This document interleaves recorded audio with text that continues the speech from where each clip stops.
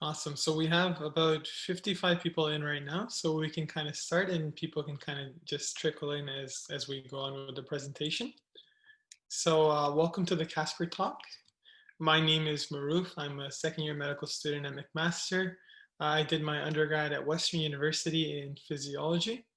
And throughout this talk, if you have any questions, there'll be a Q&A at the end. So you can type them out in the comment box or save them till the end. And we'll do our best to kind of answer them as they come. And then after the talk, if you have any questions that were kind of left unanswered, or there was a confusion in the PowerPoint that you didn't understand, feel free to reach out to us at FutureMeMD or at my email.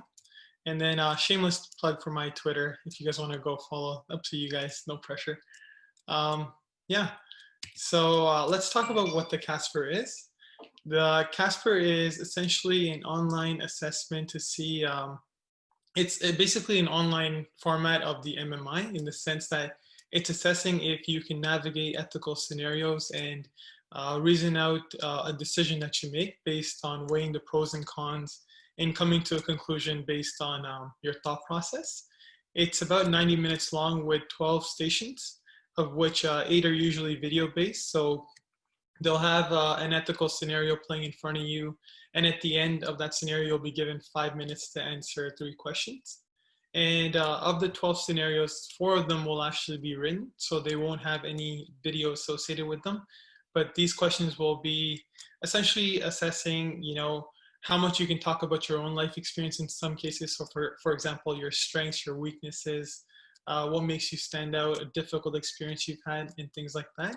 Or they might give you a written ethical scenario and ask you to kind of elaborate on it. And unlike the picture, it has nothing to do with CASPer the Ghost. It's essentially just an assessment of your ethical kind of reasoning and decision making.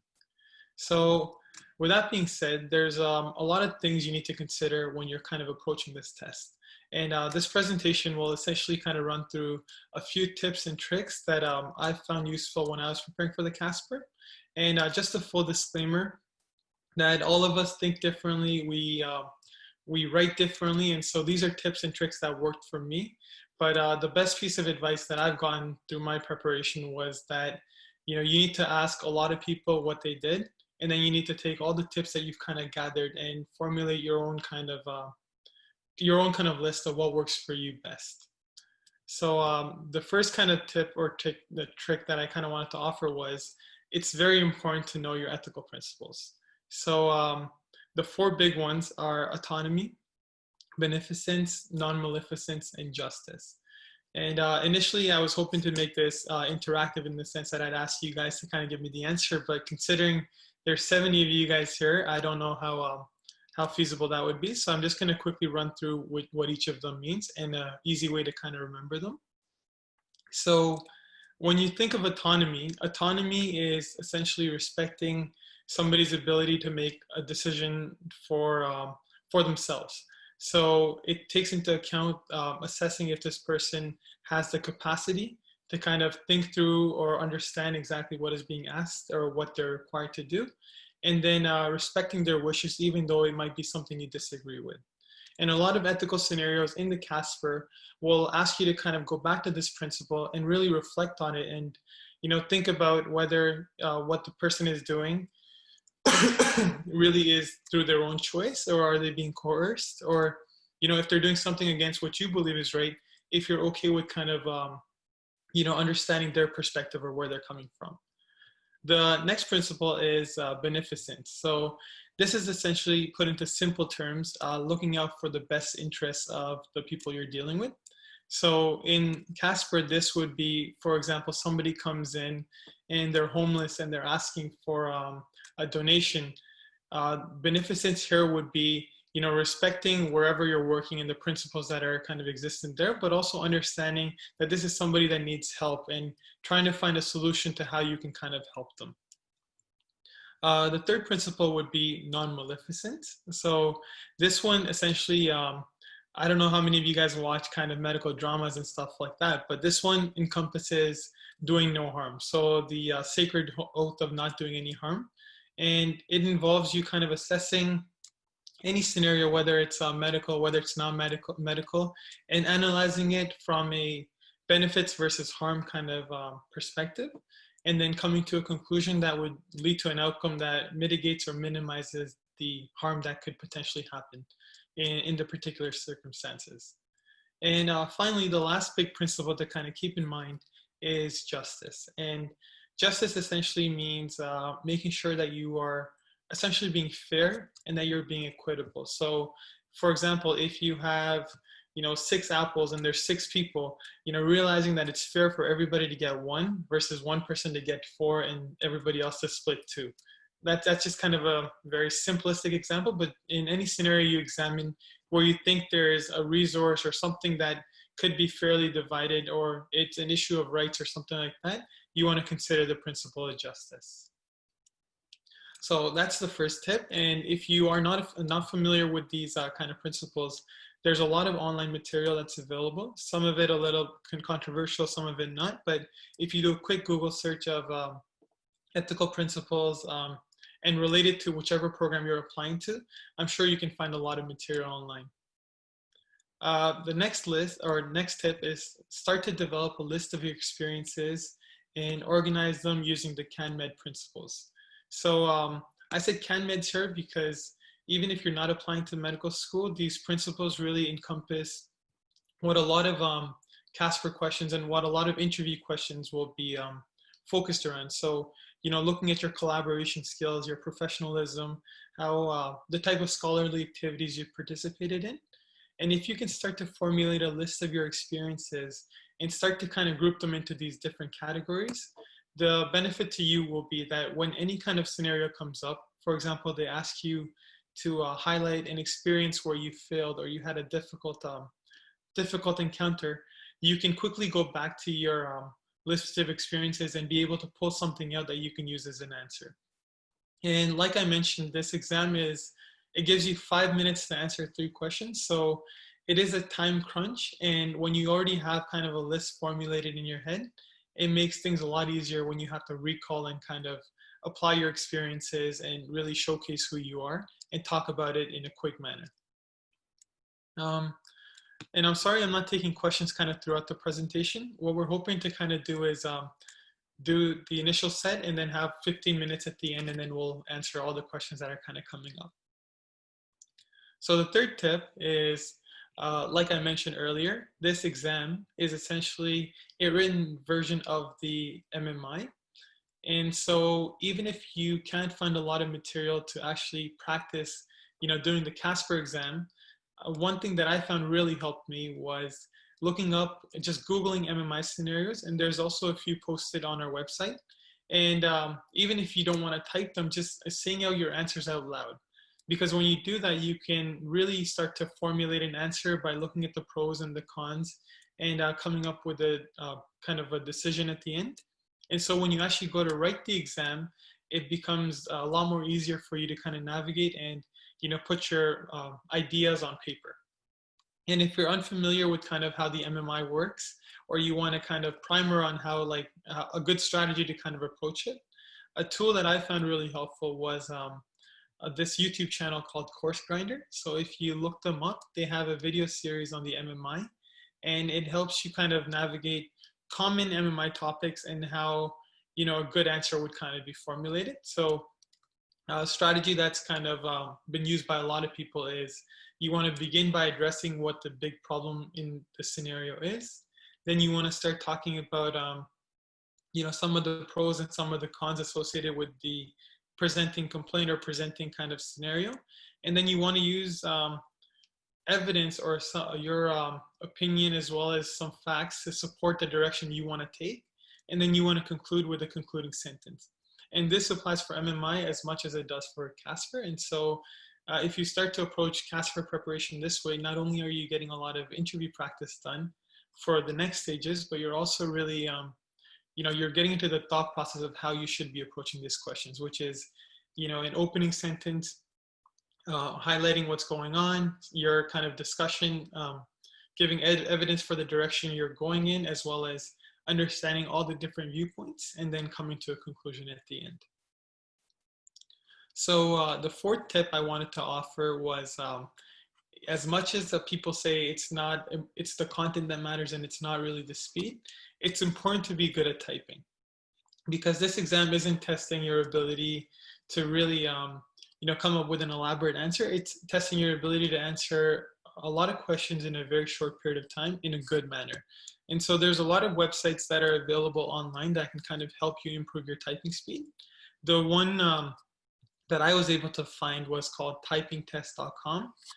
And once you kind of start to feel comfortable typing, even though you might, so what I'm trying to say here is, when you're able to better type, you'll be able to get more of your thoughts across. And even though some of them might be a little flimsy or not fully jointed, this test is not measuring how grammatically correct you are or how much your syntax and stuff makes sense. What it's trying to see is if you're able to communicate your ideas well. And you can have amazing ideas, but if at the end of the day you're not able to put them on paper within 5 minutes, the assessors will never know what you're thinking. But the most important thing to kind of remember is that you also don't want to risk writing a lot of gibberish. You want to make sure that the material you're presenting is, it's understandable, but it kind of flows with your thought process, and it makes the assessor understand your train of thought and where you're coming from. And the most important thing, kind of in the typing aspect, is to really look out for red flags. So, for example, a red flag would be a scenario that has a homeless person coming and they're asking for help, and in your answer you write down they're homeless because of the decisions they made in their life, because that doesn't really understand kind of the underlying cause of why they are there, where they are, as well as kind of understanding the scenario in its full grasp, but rather being judgmental. So if you can kind of be cognizant and avoid having red flags in your answers, if you can do that, you can have a good typing speed and be kind of able to discuss your thoughts and kind of talk about different viewpoints. You'll have a very good shot of doing well on the CASPer. And tip number 5, so there's a lot of practice material available online for MMI. Unfortunately, there's not a lot of free CASPer prep available if you were to just Google practice material for CASPer. And so there's a lot of prep companies that are offering practice tests and things like that, which are quite expensive. And if you are interested and you kind of want just to refine your skills right before the big day of writing your CASPer, we actually are developing our own CASPer prep course, in which you'll have an opportunity to either have a full test evaluated by an assessor or work on a test alongside somebody who will be able to monitor your typing speed and different things and help you kind of formulate a strategy so you can be more efficient, as well as help formulate better answers. And so if you're interested, you can definitely check that out at the website listed right here. And so those are kind of the big tips I wanted to highlight right now. I'm sure as you guys kind of ask questions, more tips will come to mind. But with that being said, I was hoping we could get through a couple of sample questions so that you could kind of start to understand how CASPer answers are formulated. And so, you can have a better understanding how you should try to approach the answers when your time kind of comes to write this exam. So I was hoping to kind of make this a little interactive if possible. So I don't know if you guys have access to the chat box. If somebody could do like a thumbs up or something like that. Oh, sorry.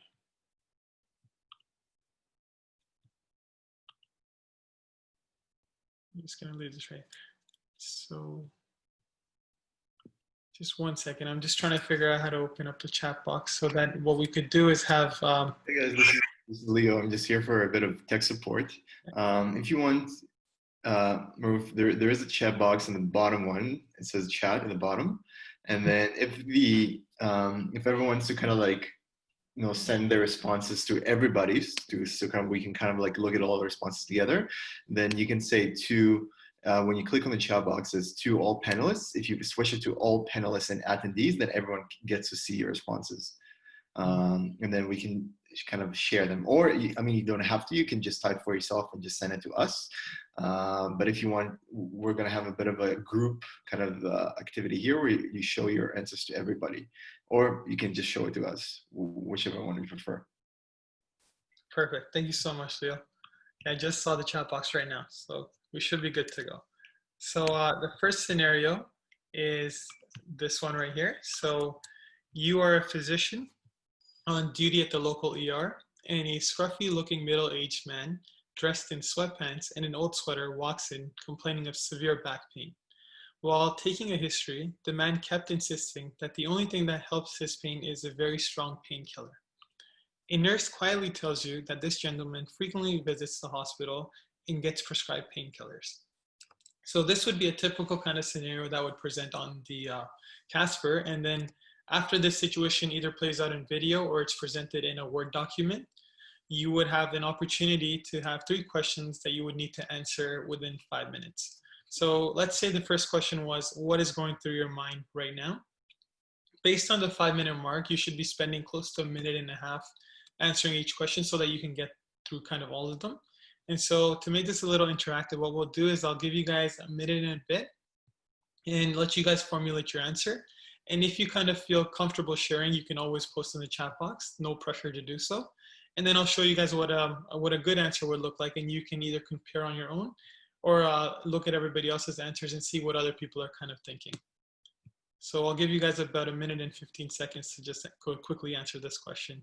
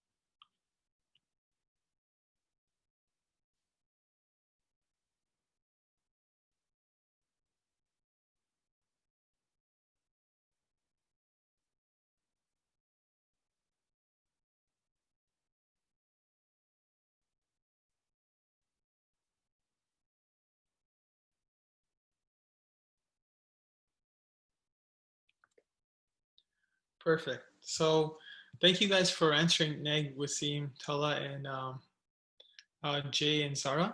So yeah, you and Khadija. So you guys are bringing up very valid points. It's important not to be judgmental here, and it's important to kind of assess this person and see what's going on, and not quickly jump to conclusions. So those are the red flags that I was kind of highlighting earlier that you want to try to avoid. So I'm glad that you guys kind of all picked up on how this could be something else. This might not be pain seeking or opioid seeking behavior or anything like that, because you're giving him the benefit of the doubt, which in CASPer is very important to do. And it's important to kind of consider this from the different angles that the scenario can kind of present in. So sample answer, which might be different than yours, but that doesn't make yours wrong or right either. And it's just kind of another way to approach this. But a way to answer this question is, at this point, I need to treat the patient the same that I would all the other patients and remain non-judgmental or jump to any premature conclusions. So over here, you're kind of giving an overview of how you want to kind of approach this scenario. Then you kind of discuss about how you would manage this. So you want to provide equitable care. So this is the principle of justice kind of playing here. And you also don't want to cause him any harm by kind of, if he is having drug-seeking behavior, by giving him drugs that would further deteriorate his condition. And so over here, you're also looking at the principle of non-maleficence. So again, coming back to your ethical principles. And then, like a lot of you guys mentioned in the chat, you want to talk to the patient and kind of understand where they're really coming from, and use that information to come up with a management plan. And then this answer kind of concludes with consulting medical records to see what care he has received up to this point. So that's another important kind of point to highlight, is that in CASPer, when you're giving an answer, it's always brownie points or extra points when you can come up with a solution to what's been presented to you. So the question is asking what is going through your mind, and it's not asking you what you want to do next. And if you quickly read through the 3 questions that would be answered to you, and none of them is asking you what the next step should be, it would be perfectly fine for you to kind of incorporate that into your answer just by showing that you're thinking of what you would want to do to kind of come up with the conclusion to the question at hand. So the next question is, how would you handle the patient if he keeps insisting on getting prescribed painkillers? So again, I'll give you guys a minute.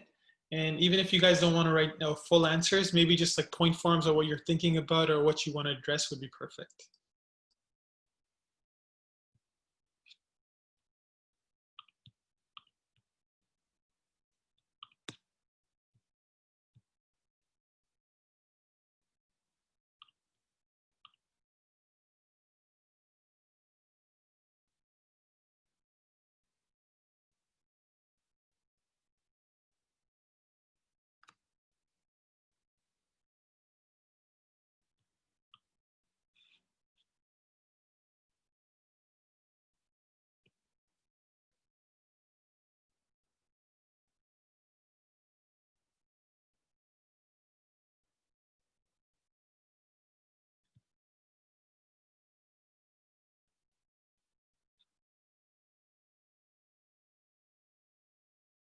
So I'll give you guys another 15 seconds to quickly send in your answers if you guys want to answer this.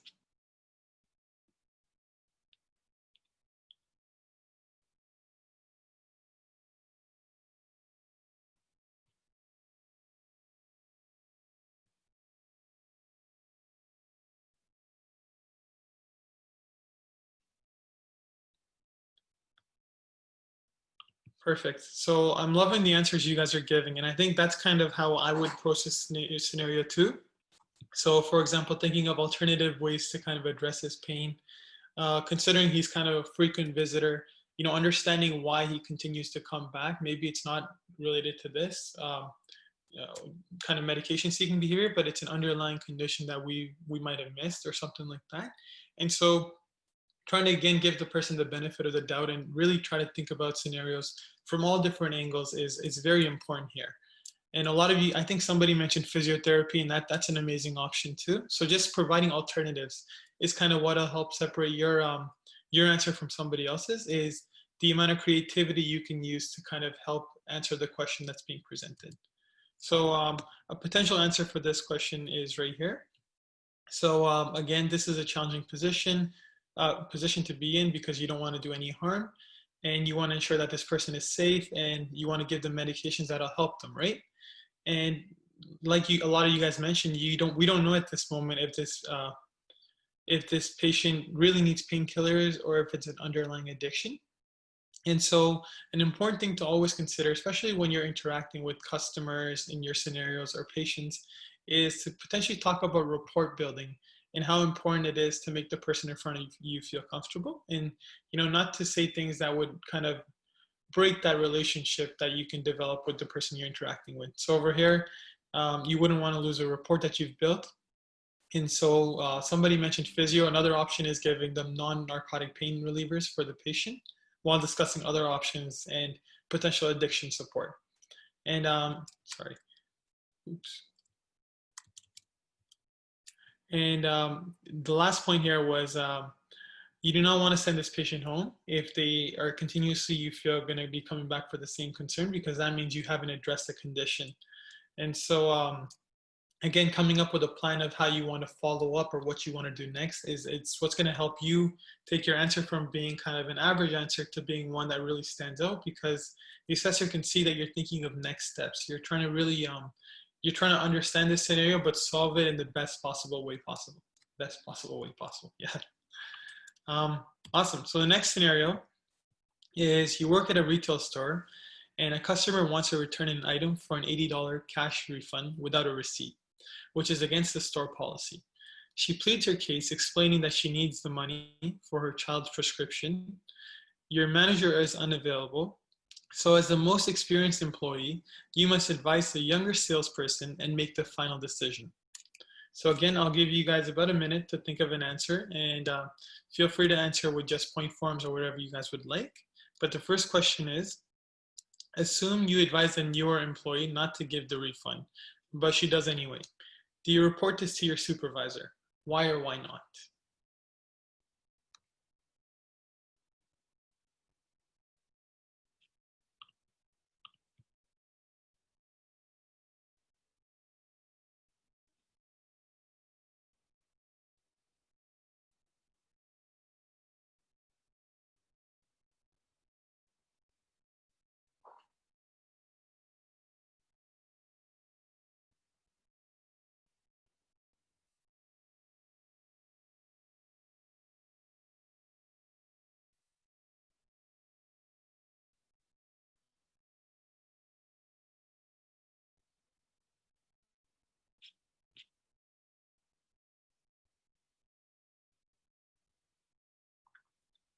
Awesome. So I'll give you guys another 10 seconds to kind of submit your answers, and then we'll quickly wrap up so I can answer some of the questions that are kind of coming up.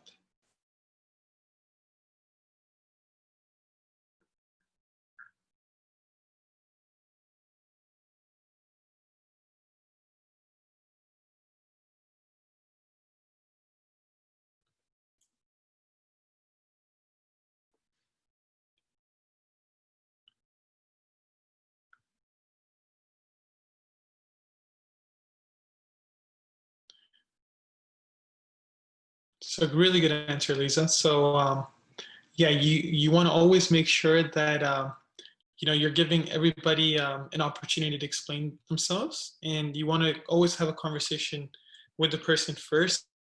Then you want to kind of consider your role in the situation and some of your responsibilities that kind of come with that role. So over here, you are in a position of authority, replacing your manager as the most senior person working.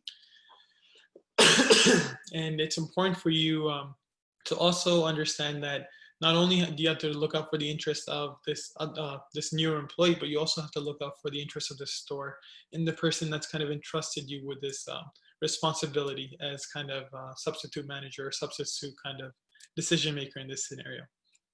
So, and a decent answer here would be an option is to tell my boss about the younger employee's action, to either confront the younger employee or to ignore the situation.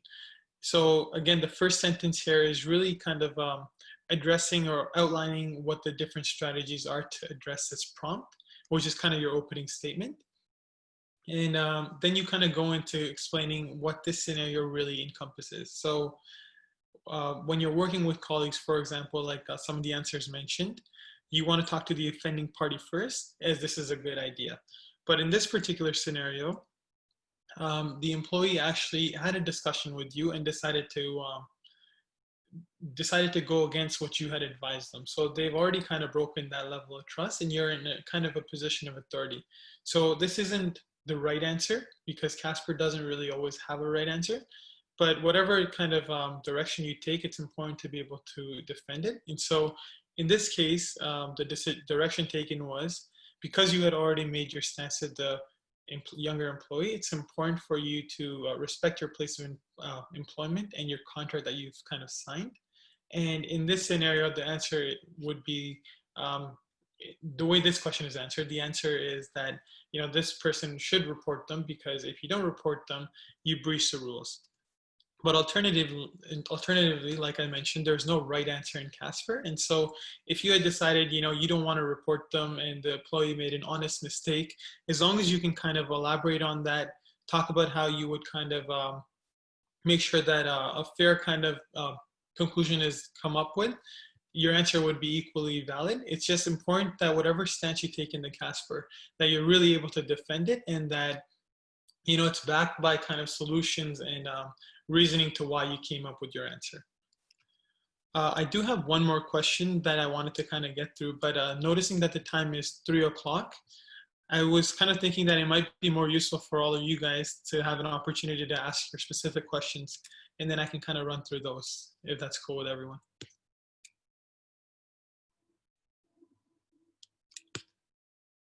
Yeah? Okay, so if you guys have any questions, there might be some that I missed. I know I saw a few, but you can post them in the Q&A or the chat.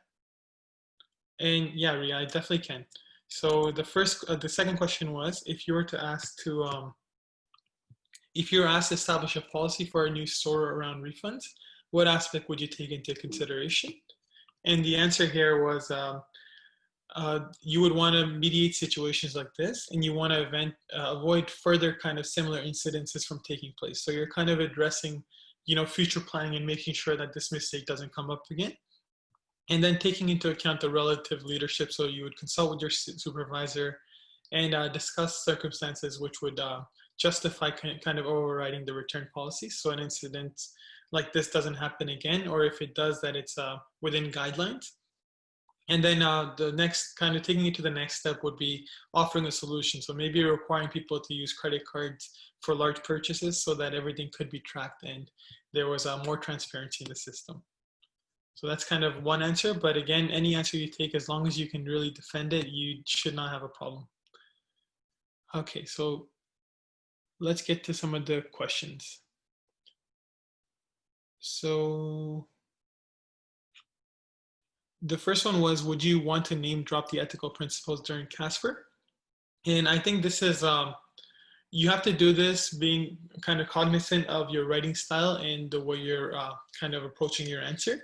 If there's a flow to your answer and it sounds like, it's not being forced in, then there's no harm with name dropping kind of ethical principles. Alternatively, if you want to take more of a cautious approach, you can always say kind of a synonym or something else that would kind of imply that you're thinking of the ethical principles. So in the case of non-maleficence writing, first you want to make sure you're not doing any harm in this situation. Would be a good way to cue your assessor that you're kind of thinking about this scenario. How do you know if you did well on the CASPer test after you have completed it? That's a very tricky question, and I'm actually not sure if you ever do actually get your scores. A good way to really gauge if you've done well on the CASPer is, one, if you've gotten interviews to the school that you've applied to, because if you have red flags, a lot of the times CASPer can be the breaking factor in your application. And even though you're a stellar applicant, if there's some glaring red flags in your CASPer, that can really put a hamper on what's being assessed. But at the end of the day, I think a good assessment of your CASPer test would be having people, read over your answers, kind of give you feedback. And if, there's very little critique in terms of your ability to apply your ethics, then you're on kind of the right track in terms of approaching the ethical scenarios and the exam itself.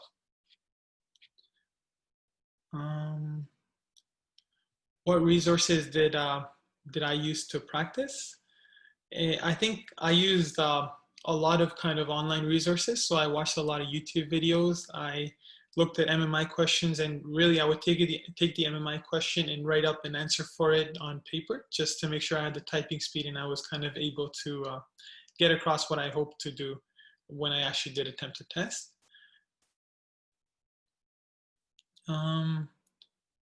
Going to the Q&A, can you still write the CASPer even though you're not applying that year? And will you receive an evaluation even if you don't apply?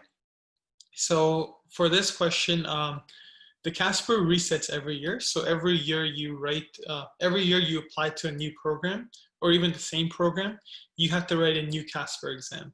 And so if you wrote it this year, I mean, it would be an amazing opportunity to practice if you're willing to kind of pay for the exam itself.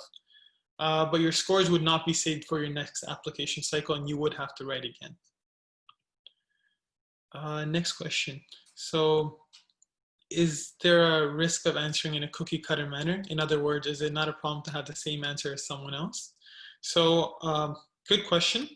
I think that's definitely something that you have to be careful of. You want to make sure that your answers are kind of separating you from everybody else. But just also remember that a lot of cookie cutter answers are, they're good answers in the sense that everybody is thinking along those lines. And usually those answers don't have red flags in them. So I think the biggest thing you want to be kind of cautious of is making sure you don't say something inappropriate or something that could raise eyebrows. And if that means kind of sticking to a cookie cutter answer, but modifying it to make it kind of your own, as well as maybe incorporating some personal experiences or things like that, that could be fine. But using that approach for every question might be a little risky. So kind of the short answer is, it depends how you want to approach your exam. Cookie cutter answers once in a while will not harm you. And I think they're better than kind of going very right or left field and coming up with an answer that might not be what the assessors are looking for. But if you can think of ways to make your answer unique, I would definitely encourage that, because at the end of the day, these assessors will be seeing a lot of similar thought processes, and anything that distinguishes you will definitely be a bonus and added benefit during your exam. The next question was, is it okay to have typos? And I mentioned this earlier, but it's okay to have grammatical errors and spelling errors as long as the words you're typing and the things you're kind of putting in your answers are understandable. So if I can read out what you're saying, if I can understand your thought process and what you're writing, it won't be a problem. But if there's a lot of typing errors and it's distracting and it's taking away from your content and what you're writing, then that can actually be detrimental. So, you don't need to be super cautious about your grammar and your spelling, but you do need to be careful that you're not making too many glaring mistakes that would show that, that would take away from how your answer is kind of perceived. Not sure I understand what you mean by red flags. Is it just thoughts of being judgmental?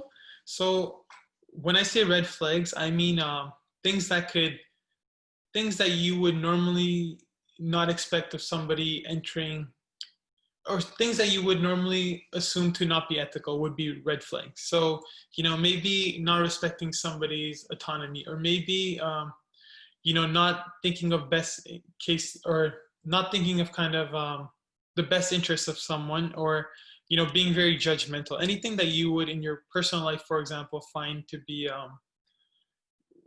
you would find to raise eyebrows or things like that would be something I would be cautious about putting into your application or your assessment. So, a red flag would be anything that has to do with discrimination, anything that's like glaringly something that you would not want to put out onto the internet or out in the open. You don't want to put in your assessment either. Did you read any books or use resources to prepare? So I think in terms of preparation wise, it's a lot of just assessing how good you are at answering these questions, and depending on if you're struggling, you can definitely look into resources. One controversial resource out there that some people find useful and some people don't is a book called Doing Right, which kind of goes over some ethical scenarios and ethical questions. And for the CASPer, I didn't really use the book, but I have heard of a lot of people who have used it. And from the book, the first 30 pages are actually very key in the sense that they really do run through the 4 different principles. So if you're interested or you want a little bit more information on how to approach these scenarios, I think that could be a good start. The Course Grinder YouTube videos give a very good approach and help you kind of prepare as well. So you could definitely look into that. The next question is, when should I book my CASPer exam? So again, really depends on where you're hoping to apply. I know certain schools have restrictions on what day you need to have your CASPer exam submitted. So if you're applying to medical school, for example, I know a couple of Eastern Province schools, I think it's Dalhousie, is one of them that requires you to write your CASPer in August.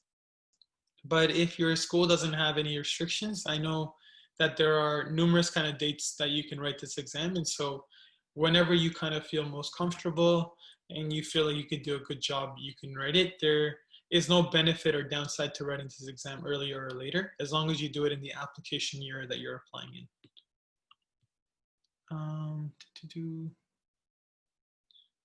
Sorry. So how long should you typically study for CASPer? And should you make a study plan? I think, again, this is very kind of individual based. So if you're somebody that struggles with typing, I would spend a little bit more time trying to build up your typing speed. If you're unfamiliar with ethical scenarios, that's something maybe you should do a little bit of reading around. But if you're comfortable typing, if you're comfortable kind of answering these questions, like the sample questions we kind of ran through, and you think you can get through them within 5 minutes, then really you don't need to spend a ton of time preparing for this exam. But it's the little things that if you find that there is a weakness in your kind of ability to type or things like that, then spending a little bit more time there can help. Yeah, I don't really know how best to answer that question in terms of how you should study for CASPer, because it'll be very individual based. So you really have to assess, where your strengths and weaknesses are and just focus on that. And then when you feel comfortable enough kind of with your weaknesses, that would be a good time to write the exam.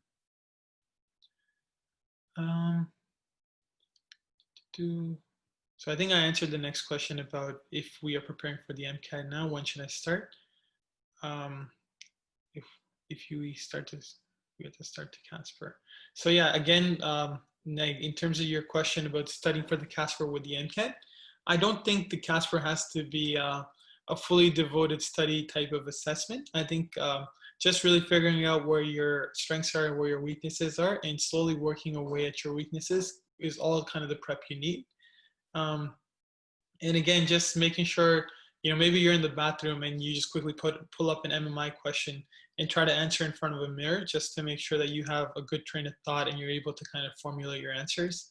Could be a potential strategy to use, but I definitely don't think you need to be strict in terms of your study regimen preparing for the CASPer. Krista, so how strict are they with spelling and grammar considering the time crunch? So like I mentioned, they're not super strict. You can have small little mistakes, but it's important that you're careful, that you're not, like that when you kind of read your sentences, that you're also able to understand them, because these assessors won't know what you're thinking of outside of what you put on paper. And if the grammatical errors or the spelling errors are kind of taking away from what you've written, then that can definitely hamper how your kind of whole assessment is evaluated. And so just being careful of that. And if you have a missed comma here, an extra A there, or a TH that's flipped around, those things I think are completely fine, and it's expected considering how short of a time you have to answer these questions. Would I be able to go back to the slide showing scenario 2? This one's scenario 2. And then, is there a website we can see for specific CASPer requirements by Canadian universities? That's a really good question. I actually don't know of a specific website. I know from my personal experience that McMaster needs the CASPer. I know Dalhousie did. I know McGill needs CASPer, as well as I believe Alberta also uses CASPer. Outside of these schools, that's the schools I needed it when I applied, but you can definitely check out different forums. So there's like a pre-dental forum, pre-med forum, which will have a ton of information about different schools and how their kind of requirements are changing. And slide showing scenario 2, question 2. There you go, Haya. And then I'm just gonna go open up the Q&A again, because I think there might be more questions there.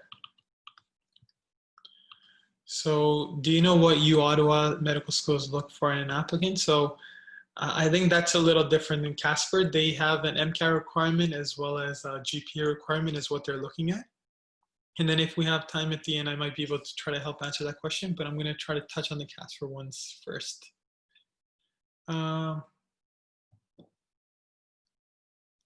What would you recommend to someone who will not be applying to medical school soon for continual CASPer skills and practice? I think the best thing to do is, you don't need to devote a lot of time to keep your CASPer skills up. I feel like once you develop them, they're pretty consistent, because they become routine in your life in terms of how you're approaching situations. But just occasionally maybe practice one question here and there. Make sure that you're still familiar with your ethical principles, that you're still comfortable with your extracurriculars, and you can really categorize them so that when a question comes up, you can really bring them up quickly. Do we write one test for the multitude of schools we're applying in the same cycle? That depends. If you're applying to medical schools in Canada, it is one test. But if you apply to an American medical school, that's another CASPer. If you apply to a dental school, that's another CASPer. So it's very program specific and country specific. So the same test, for example, that you write for Canadian medical schools will not be the same one you use for your American ones. So you might have to do this test multiple times depending on